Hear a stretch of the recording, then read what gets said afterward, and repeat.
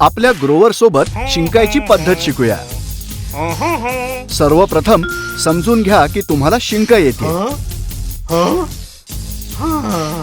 मग आपल्या हाताचं कोपर आपल्या नाकाजवळ घेऊन जा आणि त्यानंतर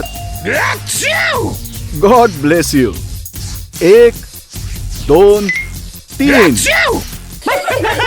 लक्षात ठेवा, आपल्या कोपरांमध्ये किंवा बाजूंमध्ये शिंका, हातात नाही.